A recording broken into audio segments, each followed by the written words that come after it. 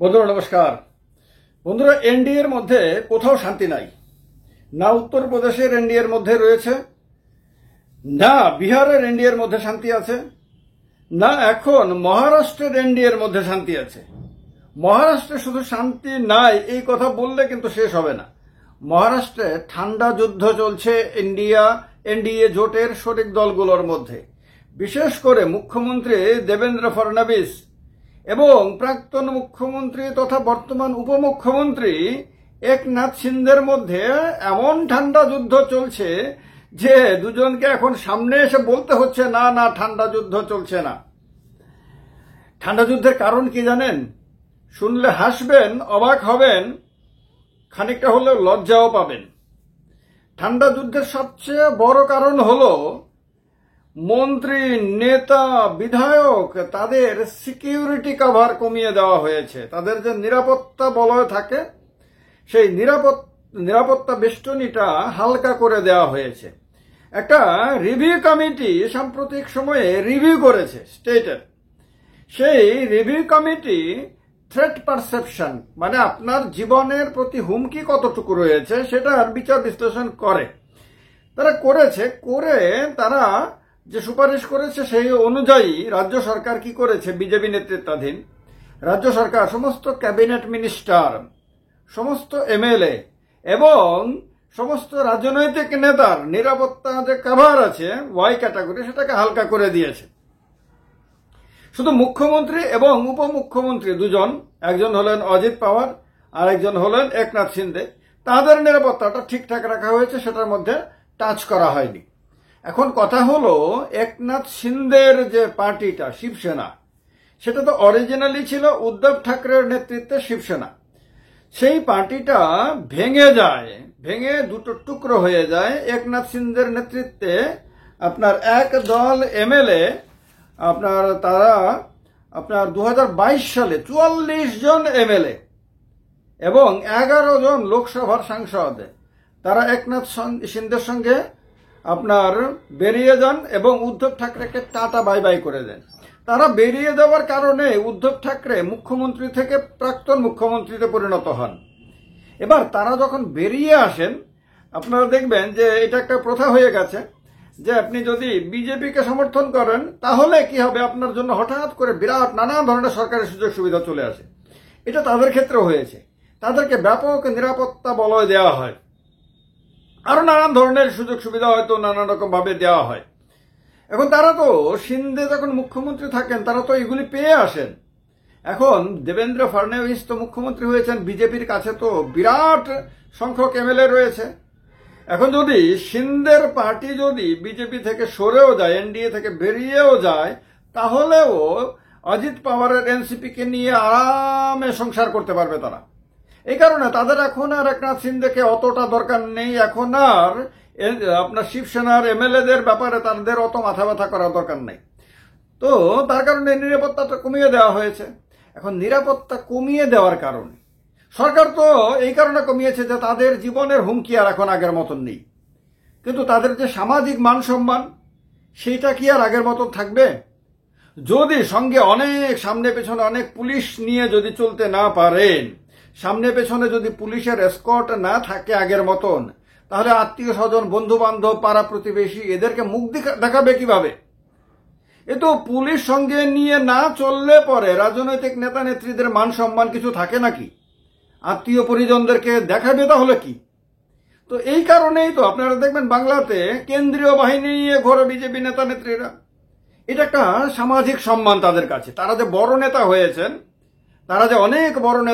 তাদের যে অনেক গুরুত্ব বেড়েছে, তারাও যে সমাজে কিছু একটা হয়েছে, এইটা বোঝানোর জন্য সবচেয়ে সহজ রাস্তা হলো মুখ্যমন্ত্রীদেরকে ধরে বা নেতাদেরকে ধরে টরে কোনোভাবে হাতে পায়ে ধরে হলো সঙ্গে মিনিমাম 2 জন পুলিশ, 2 জন বন্দুকধারী 2 জন পুলিশ সঙ্গে 2 জনের ব্যবস্থা করে নেওয়া।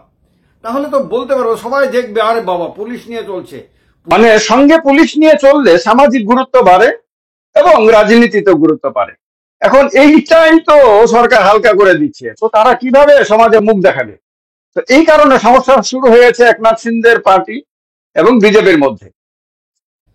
মিডিয়া রিপোর্ট বলছে আপনার মহারাষ্ট্রে কিছু গার্জিয়ান মিনিস্টার এর পদ নাকি আছে। সেই গার্জিয়ান মন্ত্রী হিসেবে একনাথ শিন্দে চাইছিলেন যে বিভিন্ন এলাকাতে গার্জিয়ান মিনিস্টার হিসেবে তার দলের এমএলএদেরকে সুযোগ দেওয়া হোক, কিন্তু বিজেপি তো এখন নতুন খেলা খেলছে। আগের মতন তো আর এখন সে আপনার একনাথ শিন্দের ওপরে নির্ভরশীল না। এখন তো তার আর অন্য দলকে আগের মতো গুরুত্ব দেওয়ার দরকার নাই। যা অতীতের দরকার ছিল সেটা তো অতীত হয়ে গেছে। যখন যেমন তখন তেমন, এই নীতিতে বিশ্বাসী বিজেপি। সুতরাং বিজেপির এখনকার মহারাষ্ট্রের রাজনীতি অনুসারে এখন বিজেপির কাছে যে এমএলএ সংখ্যা আছে, এরা বেরিয়ে গেল কোনো না কোনো ভাবে ম্যানেজ করে নিতে পারবে বিজেপি। তো সুতরাং বিজেপির এখন আগের মতন গুরুত্ব দেওয়ার দরকার না। আর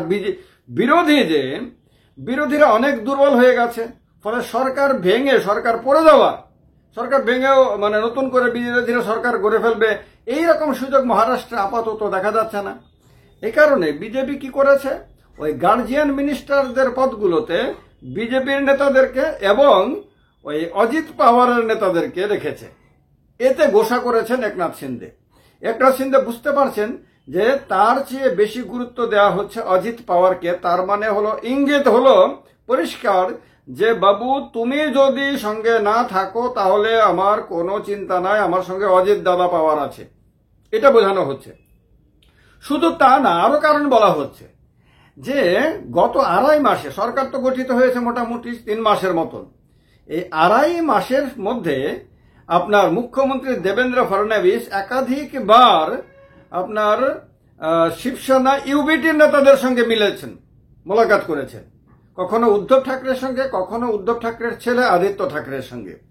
এখন তাদের মধ্যে তো এক ধরনের শত্রুতা সম্পর্ক, তারা একে অপরকে বিশ্বাসঘাতক, বেমান টেমান এইসব কথা বলে। সেই অবস্থাতে একনাথ শিন্দের সঙ্গে সরকার চালানোর সময়ে আপনার উদ্ধব ঠাকরে এবং তার ছেলের সঙ্গে মিটিং করলে, দেখা সাক্ষাৎ করলে, এটাতে তো একনাথ শিন্দের অসন্তোষ জমা হবেই। তো এটা হচ্ছে। আবার বলা হচ্ছে যে বিজেপি নাকি সেখানে এমএনএস এর সঙ্গে, রাজ ঠাকরের পার্টি এমএনএস এর সঙ্গে নাকি অ্যালায়েন্স করতে পারে। এতেও একনাথ শিন্দের গোসা হয়ে গেছে। তো এই যে ঘটনাগুলো, শুধু তা না, এখন মানে ঠান্ডা যুদ্ধ তাদের মধ্যে কোন জায়গায় গিয়ে পৌঁছেছে, কুম্ভ মেলা নিয়ে নাকি মুখ্যমন্ত্রী একটা রিভিউ মিটিং ডেকেছিলেন। সেই মিটিংয়ে উপমুখ্যমন্ত্রী একনাথ শিন্দে হাজির হননি, তিনি পার্টিসিপেট করেননি, তিনি যাননি। তিনি নাকি আলাদা করে কুম্ভ মেলা নিয়ে রিভিউ মিটিং করেন। একই সরকারের মুখ্যমন্ত্রীর অধীনেই থাকেন উপমুখ্যমন্ত্রীরা, কিন্তু তারা যদি একই বিষয়ে আলাদা আলাদা মিটিং করেন তাহলে কি বোঝা যায়? আপনার ইউবিটির নেতা সঞ্জয় রাউত তো বলে দিয়েছেন যে তাদের মধ্যে ঝামেলা দিন দিন বাড়ছে এবং এটা আরো বেশি বাড়তে পারে। অনেকে বলছেন যে দুটো সরকার চলছে, রাজ্য একটা, মহারাষ্ট্র, জোট একটা, মহায়ুতি বা এনডিএ জোট বলতে পারেন। এই জোটের শরিক বিজেপি, এনসিপি, শিবসেনা ইত্যাদি দলগুলো, কিন্তু সরকার চলছে দুটো।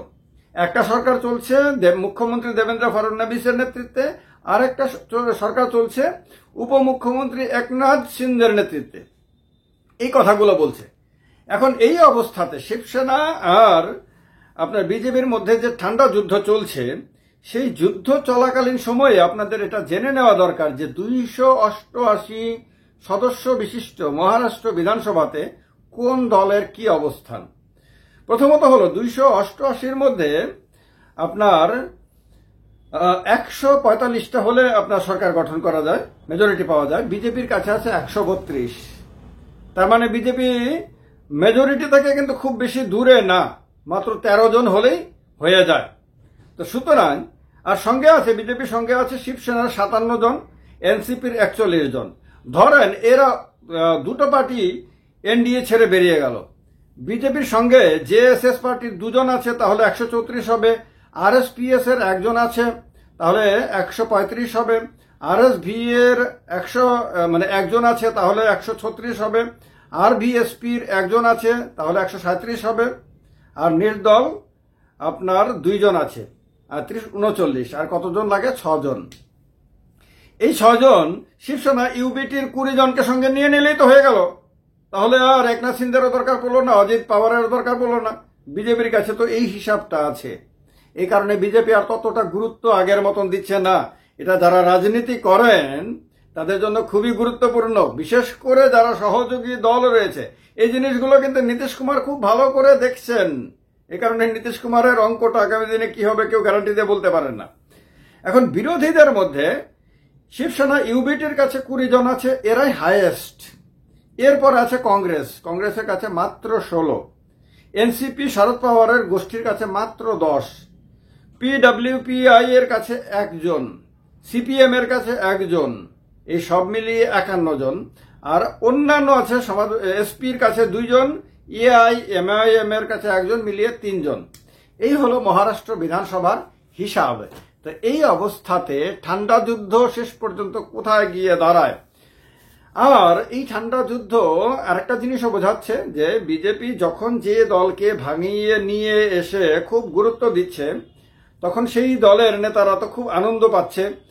সঙ্গে আপনার পুলিশ থাকছে, নিরাপত্তা বাহিনী থাকছে, নানান ধরনের সুযোগ সুবিধাগুলো পাচ্ছে, সরকারের সুযোগ সুবিধাগুলো, যেখানেই যাচ্ছে নায়কের মর্যাদা পাচ্ছে, এসব কিছু পাচ্ছে। কিন্তু কিছুদিন পরে যখন তাদের জনসমর্থন কমে যাচ্ছে বা বিজেপির জনসমর্থনটা বেড়ে যাচ্ছে, তখন আর তাদেরকে আগের মতন গুরুত্ব দিতে কোনোভাবেই রাজি না বিজেপি। এ কারণে অল্প সময়ের আনন্দ উপভোগ করতে বিভিন্ন রাজ্যে বিভিন্ন সময়ে বিজেপির সঙ্গে অনেকে গেছে। যাওয়ার পরে এখন তাদের মধ্যে প্রায় কেউ খুশি না। যেমন না বিহারের জনতা দল ইউনাইটেড নীতিশ কুমারের পার্টি, না খুশি চন্দ্রবাবু নাইডুর টিডিপি পার্টি খুশি, না খুশি হলো উত্তরপ্রদেশের বিভিন্ন যে দলগুলো, ছোট ছোট দলগুলো যারা বিজেপির সঙ্গে গেছে, এনডিএতে আছে, তারা কেউ খুশি না। তারা যে অখুশি, তাদের বক্তব্য তারা প্রেস কনফারেন্স করে করে তারা বলেছেন, সেই কথাগুলো নিয়ে বিভিন্ন ভিডিওতে আলোচনা হয়েছে এই চ্যানেলে।